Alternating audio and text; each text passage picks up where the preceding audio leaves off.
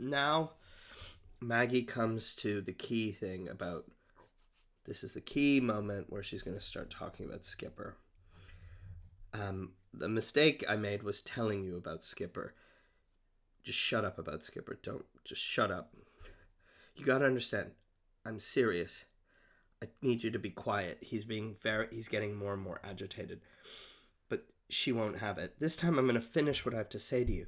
Skipper and I made love, if love you could call it, because it made both of us feel a little bit closer to you.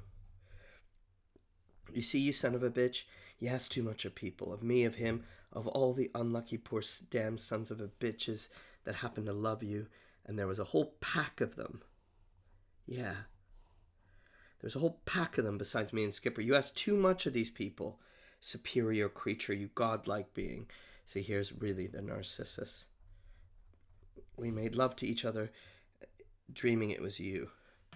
The truth is, what's so awful about it? I think the truth is, yeah, I should have told you. It was Skipper that told me, not you. I told you after he told me. What's that matter? It was one of those beautiful ideal things they talk about in the Greek legends. It couldn't be anything else. You being you. And that's what made it so sad. That's what made it so awful, because it was love that could never be carried through to anything satisfying or even talked about plainly. So she's talking about the love that Skipper and Brick had for each other. And he just won't have it. Please stop. Brick, I tell you, you gotta believe me. I understand all about it. I think it was noble. Can't you tell I'm sincere?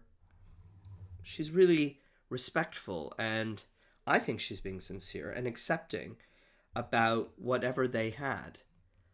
It's Brick that's repulsed by it. It's Brick that can't handle it. But Maggie is quite tender about it.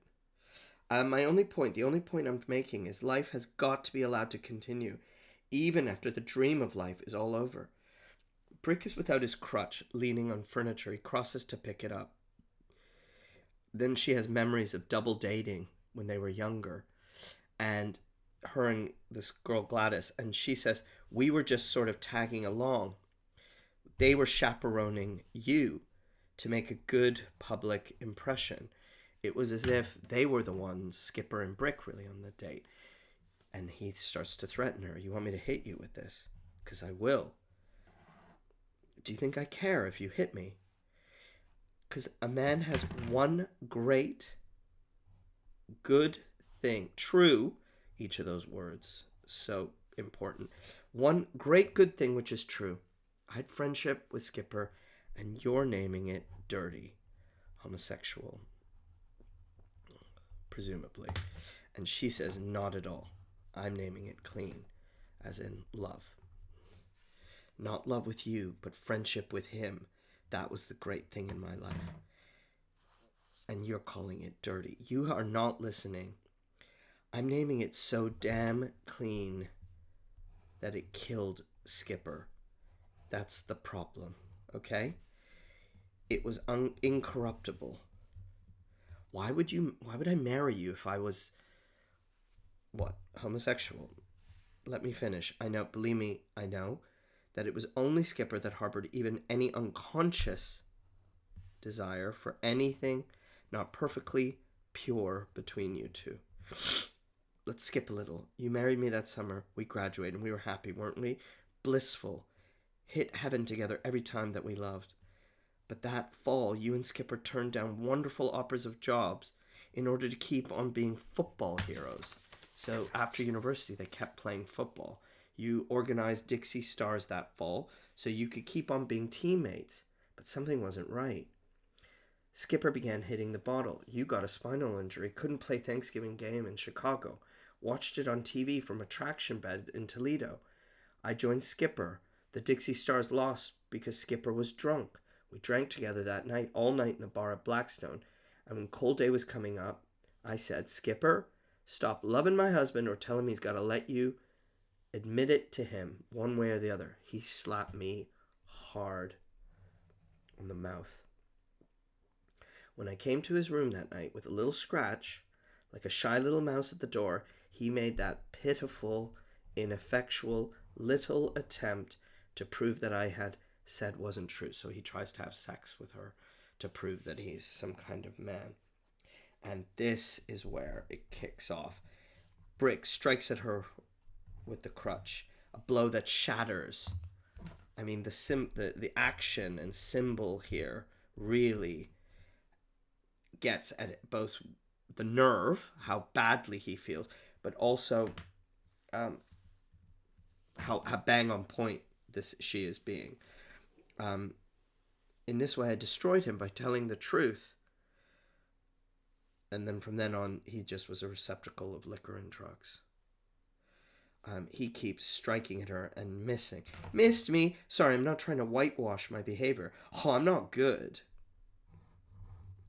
I don't know why people have to pretend to be good. Nobody's good. The rich can afford to have moral patterns, conventional moral patterns, heterosexual, I guess, proper. But I can never afford to do that, I'm honest. Give me credit just for that, will you please? Born poor, raised poor, expect to be poor unless I manage to get us something out of what Big Daddy leaves. Skipper is dead. I'm alive. Maggie the cat is alive. Be with me. Let's do this. He goes at her again. He tries to hit her again a number of times. And I have no doubt that he wants to actually hit her. He's not missing on purpose. He hurls the crutch. I'm alive. The little girl comes in. And she asks, what are you doing on the floor? I tried to kill your Aunt Maggie, but I failed.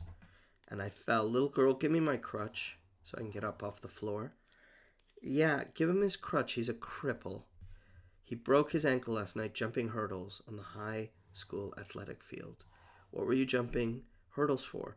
Because I used to jump them. And people like to do what they used to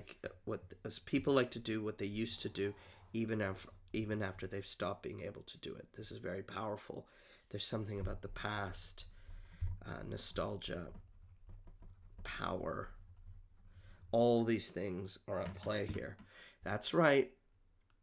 That's your answer. Now go away. She shoots her pistol. And he says, you're just jealous because you can't have babies. You see, they gloat over us being childless, even in front of their 5 little no-neck monsters. And she shifts again.